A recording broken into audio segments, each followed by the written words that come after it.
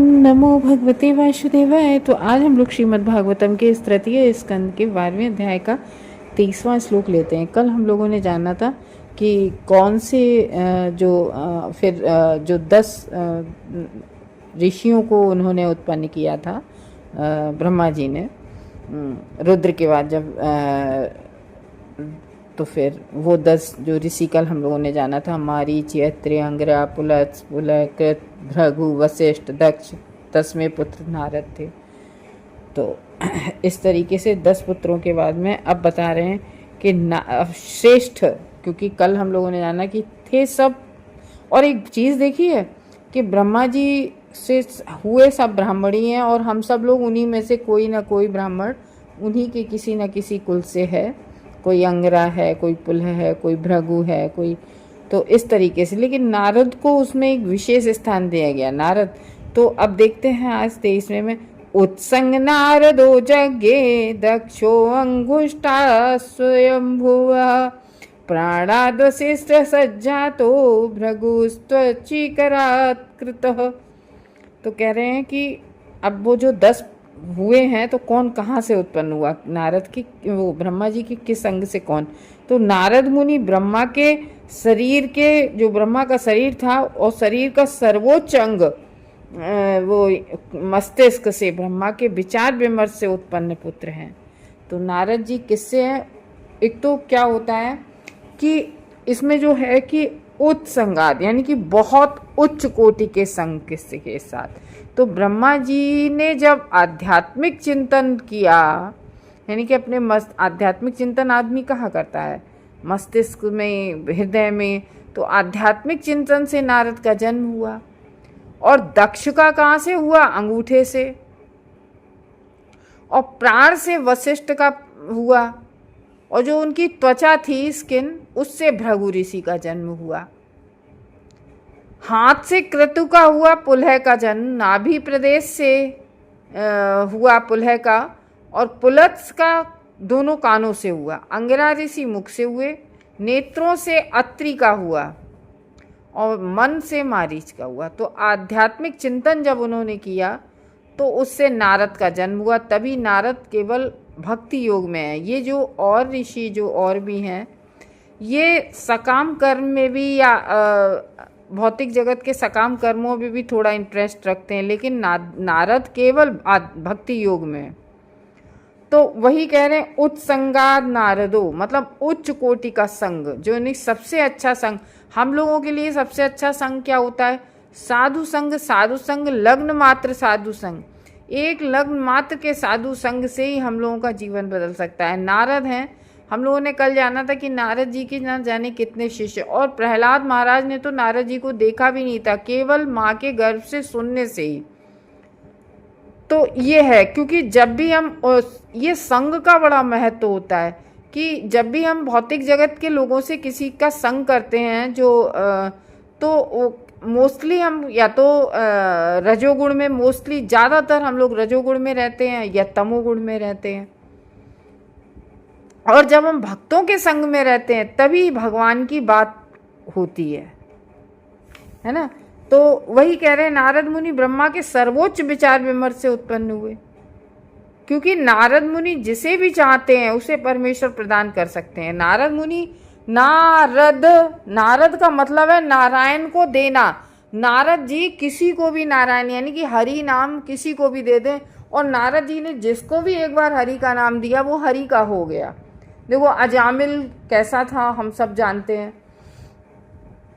तो नारद इतने उच्च कोटि के वो हैं और केवल भक्ति योग करते हैं। किसी नारद जी का कभी सुना है कि उन्होंने, और एक वो कौन से वो राजा थे, कौन, उन्होंने इतने सारे यज्ञ किए थे कि पूरी धरती कुशा से पट गई थी, कि जगह भी नहीं बची थी, अब कहाँ करें, इतने यज्ञ हवन किए। तो ये है। लेकिन नारद का कभी सुना है कोई हवन यज्ञ किया? केवल भक्ति योग से उन्होंने कितना बड़ा स्थान प्राप्त कर लिया।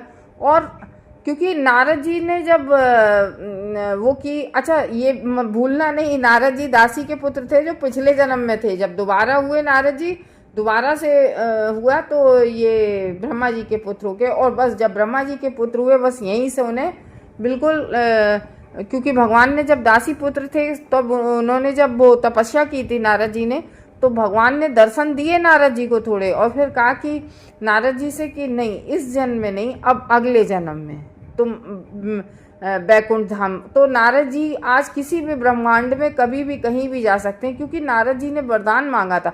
भगवान ने जब कहा तुम्हारी सेवा, तुम्हारी इस तपस्या से हम बहुत परेशान हैं, बहुत हम खुश हैं, तुम कोई वरदान प्राप्त कर लो। तो नारद जी ने कहा था कि मुझे कुछ नहीं चाहिए, केवल मुझे क्या चाहिए कि मैं आपका नाम हर जगह बांटता रहूं। तो उन्हें तो शाश्वत समय तक, यानी कि जब तक ये समय रहेगा तब तक ब्रह्मा जी आज भी कभी भी किसी भी ब्रह्मांड में किसी भी ग्रह पर कहीं भी एक क्षण में पहुंच जाते हैं।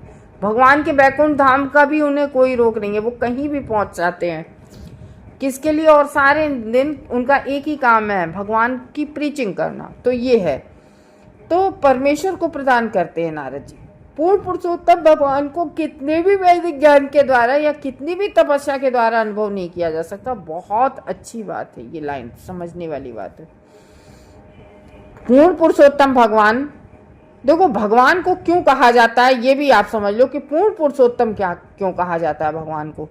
भगवान पूर्ण है, पूर्ण, हर चीज से पूर्ण है। देखो जब भृगु ऋषि थे, हम सब जानते हैं, भृगु ऋषि थे, तो उन्होंने कहा ब्रह्मा विष्णु महेश में कौन भगवान है इसका पता किया जाए, ठीक है ना, जो पूर्ण होता है वही। तो सबसे पहले ये जो गए तो इन्होंने भृगु ऋषि, और भृगु ऋषि को हम लोग जानते ही हैं, बड़ा महान ऋषि। तो भृगु ऋषि गए सबसे पहले शिवजी जी के, ब्रह्मा जी के पास गए। ब्रह्मा जी को प्रणाम नहीं किया, ब्रह्मा जी को नाराजगी कि हमारे ही पुत्र यहाँ आके हमें प्रणाम नहीं किया, ठीक है।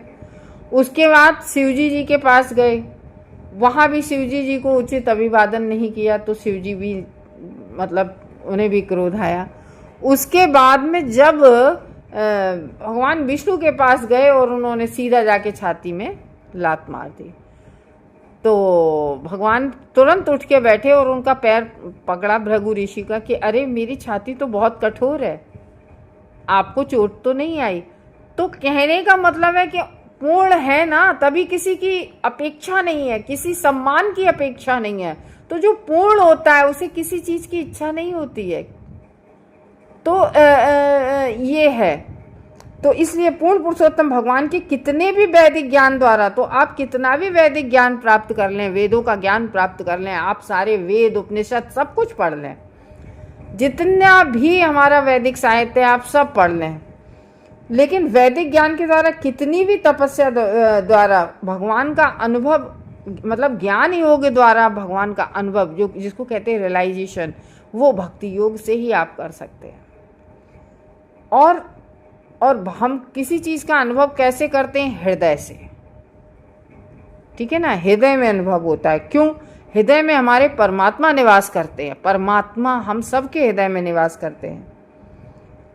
किंतु श्री नारद जैसा शुद्ध भगवत भक्त अपनी सदिच्छा, यानी कि नारद जैसा भक्त अपनी सदिच्छा यानी कि बहुत अच्छी इच्छा द्वारा परमेश्वर प्रदान करा सकते हैं। नारद जी किसी को भी परमेश्वर, अब जैसे हम लोग हैं तो हम लोग किसी से भी प्रीचिंग करें, किसी से भी कहें कि देखो भगवान की भक्ति करनी चाहिए, वही भगवान परम पूर्ण है पुरुष, तो मतलब, लेकिन हम क्या उससे भक्ति करा पाएंगे? नहीं करा पाएंगे। लेकिन नारद जी को ये प्राप्त है, नारद जी ने जिसको भी भगवान का नाम देंगे तो वो भगवान का भक्त बन जाएगा। जिसको भी नारद ने दिया वो भगवान का भक्त बन गया। तो परमेश्वर को प्रदान करा सकते नारद जी।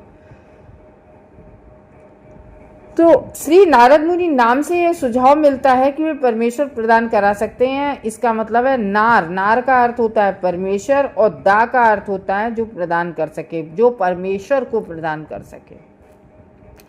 ये देखो बहुत सोचने वाली बात है कि हम लोग क्या कहते हैं, जो परमेश्वर को प्रदान, गुरु कौन होना चाहिए? ये बहुत बड़ी आज की डिमांड है कि हम लोग किस दौड़ में दौड़ते हैं कि इन गुरु के फॉलोवर बहुत ज़्यादा हैं, लाओ हम इनको अपना गुरु बना लेते हैं। गुरु किसको बनाना चाहिए? गुरु उसको बनाना चाहिए जो आपको ईश्वर प्रदान कर सके, यानी कि जो आपको ईश्वर से मिलवा सके, वो रास्ता दिखा सके। वो गुरु होता है। ये नहीं कि उसकी फॉलोअर लिस्ट बहुत बड़ी है तो वो गुरु, उससे हम दीक्षा ले लें। वो कहते नहीं है दीक्षा काले करे आत्मसमर्पण, दीक्षा काल में आत्मसमर्पण किया जाता। फिर ये भी नहीं कि गुरु बना लिए तो गुरु की हम बात ना माने, हमें गुरु की हर बात माननी पड़ती। तो गुरु देखें भौतिकतावादी ना हो, नहीं गुरु मतलब हमने खुद सुना है ये जो आज के गुरु कि भाई तुम भी खूब कमाओ और हमें भी यहाँ इधर ले आओ, ये इस तरीके से नहीं। जो परमेश्वर से तुम्हें मिला सके, एक्चुअली में गुरु वही होता है। तो यहाँ नारद जी जो है उनका नाम ही है परमेश्वर को प्रदान कर सके जो, तो वे श्री भगवान को प्रदान कर सकते हैं ना नारद जी। इसका अर्थ ये बिल्कुल नहीं है कि श्री भगवान कोई व्यापारिक वस्तु के समान है। तो यहाँ ये नहीं सोच लेना चाहिए कि भगवान व्यापारिक वस्तु के समान है, कि कोई रुपए पैसे से या किसी और चीज़ से खरीदा जा सकता है। भगवान को रुपए पैसे से नहीं कोई खरीदा जा सकता है कि हम मंदिर में जाएं और चढ़ावा तो भगवान का हम अनुभव प्राप्त कर सकेंगे। भगवान का अनुभव केवल और केवल भगवान की प्रेममयी सेवा भक्ति से ही प्राप्त, भगवान का हम रियलाइजेशन कर सकते हैं। तो ये है नारद मुनि किसी भी भगवान, किंतु श्री नारद मुनि किसी को भी श्री भगवान के दास, मित्र, माता पिता या प्रेमी के रूप में भगवान की दिव्य प्रेमा भक्ति प्रदान करा सकते हैं, जैसी भी चाह कोई व्यक्ति अपने दिव्य भगवत प्रेम के कारण कर सके। जो जिस भाव में भगवान को भजे वो उस भाव में नारद जी प्रदान करवा सकते। दूसरे शब्दों में एकमात्र नारद मुनि ही ऐसे हैं जो भक्ति योग का मार्ग प्रदान कर सकते हैं, जो कि परमेश्वर की प्राप्ति के लिए सर्वोच्च यौगिक साधन है। तो परमेश्वर की प्राप्ति के लिए हम लोगों ने भगवद गीता में पढ़ा था, परमेश्वर की प्राप्ति करने के लिए सबसे सर्वोच्च, सबसे अच्छा, सबसे उत्कृष्ट साधन है भक्ति योग।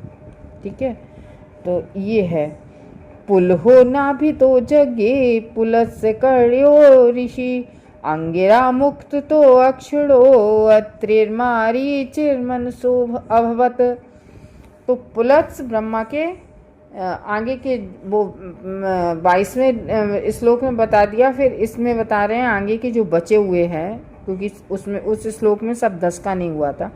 तो पुलत्स कहाँ से आए हैं? ब्रह्मा के कानों से आए, और अंगिरा मुख से आए, अत्रि आँखों से आए हैं, मरीच मन से आए हैं। तो इस तरीके से ये ब्रह्मा के हर अलग अलग अंग से अलग अलग ऋषि आए हैं। तो ये बताया है इसमें। हरे कृष्णा भक्तों।